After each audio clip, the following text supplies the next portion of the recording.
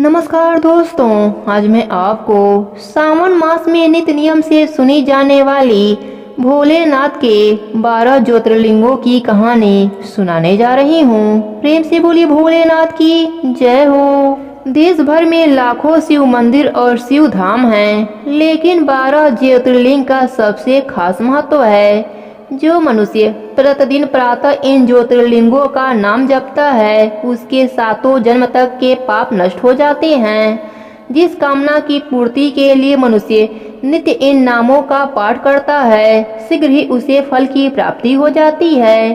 इन लिंगों के दर्शन मात्र से सभी पापों से मुक्ति मिल जाती है। यही भगवान भोलेनाथ की विशेषता है। पहला ज्योतिर्लिंग सोमनाथ मंदिर गुजरात के प्रांत के कठियावाड़ क्षेत्र के अंतर्गत प्रभास में विराजमान है। इसी क्षेत्र में भगवान श्री कृष्णचंद्र जी ने यशु वंश का संहार करने के बाद अपनी नर लीला समाप्त कर ली थी। जरा नामक शिकारी ने अपने बाणों से उनके पैरों को भेद डाला था। दूसरा ज्योतिर्लिंग आंध्र प्रदेश के कृष्णा जिले में कृष्णा नदी के तट पर श्री शैल पर्वत पर श्री मल्लिका अर्जुन विराजमान है। इसे दक्षिण का कैलाश कहते हैं। महाभारत के अनुसार श्री शैल पर्वत पर भगवान शिव का पूजन करने से अश्वमेध यज्ञ करने का फल प्राप्त होता है। श्री शैल के शिखर के दर्शन मात्र करने से लोगों के सभी प्रकार के कष्ट दूर हो जाते हैं और अनंत सुखों की प्राप्ति होती है। तीसरा ज्योतिर्लिंग महाकाल या महाकालेश्वर के नाम से प्रसिद्ध है। यह स्थान मध्य प्रदेश के उज्जैन में है, जिसे प्राचीन साहित्य में अवंतिकापुरी के नाम से भी जाना जाता है। यहाँ भगवान महाकालेश्वर का भव्य ज्योतिर्लिंग विद्यमान है। चौथा ज्योतिर्लिंग उत्तरी भारत में स्थिर है। ओकारेश्वर ज्योतिर्लिंग के साथ ही ममलेश्वर ज्योतिर्लिंग भी है। इन दोनों शिवलिंगों की गणना एक ही ज्योतिर्लिंग में की गई है।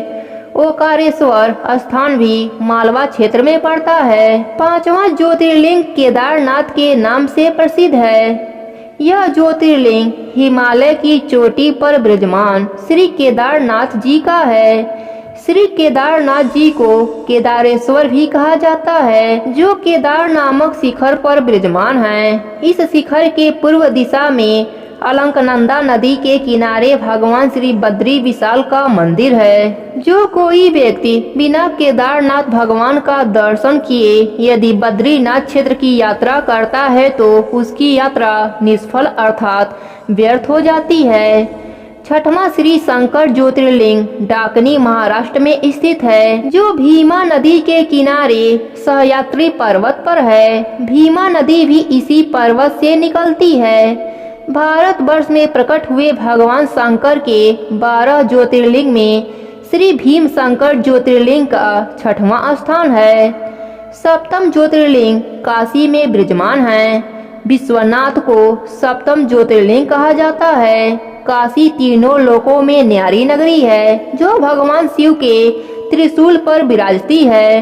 विश्वेश्वर ज्योतिर्लिंग उत्तर प्रदेश के वाराणसी जनपद के काशी नगर में उपस्थित है। इसे आनंद वन, आनंद कानन, अभिमुक्त क्षेत्र तथा काशी आदि अनेक नामों से जाना जाता है।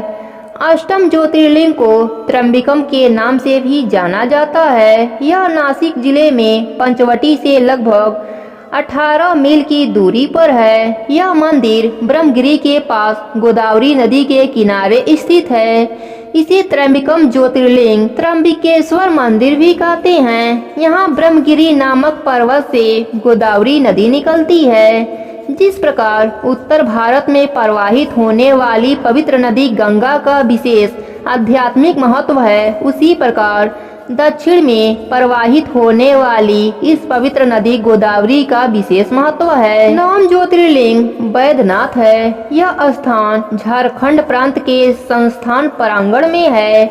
जसीडीह रेलवे स्टेशन के समीप में है। पुराणों में इस जगह को चिंता भूमि कहा गया है। भगवान श्री बैद्यनाथ ज्योतिर्लिंग का मंदिर जिस स्थान पर स्थित है, उसे बैद्यनाथ धाम कहा जाता है।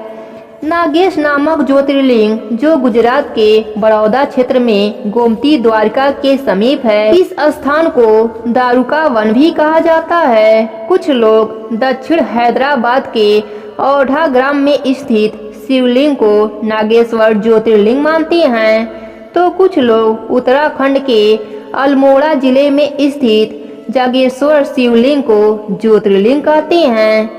नागेश्वर ज्योतिर्लिंग गुजरात प्रांत के द्वारकापुरी से लगभग 25 किलोमीटर की दूरी पर स्थित है। एकादशम ज्योतिर्लिंग रामेश्वर है। रामेश्वर तीर्थ को सेतुबंध तीर्थ भी कहा जाता है। यह स्थान तमिलनाडु के रामनाथ जनपद में स्थित है। यहाँ समुद्र के किनारे भगवान रामेश्वर का विशाल मंदिर शोभित है। यह हिंदुओं के 4 धामों में से एक धाम है। यह तमिलनाडु राज्य के रामनाथपुर जिले में स्थित है। मन्नार की खाड़ी में स्थित द्वीप जहाँ भगवान राम का लोक प्रसिद्ध विशाल मंदिर है। द्वादश ज्योतिर्लिंग घृणेश्वर है। यह स्थान महाराष्ट्र क्षेत्र के अंतर्गत दौलताबाद से लगभग 18 किलोमीटर दूर बेरूलठ गांव के पास है। इस स्थान को शिवालय भी कहा जाता है। घृणेश्वर को धूमेश्वर भी कहा जाता है। धूमेश्वर से 8 किलोमीटर दूर दक्षिण में एक पहाड़ की चोटी पर दौलताबाद का किला मौजूद है। प्रेम से बोलिए 12 ज्योतिर्लिंगों की जय हो, भोलेनाथ की जय हो।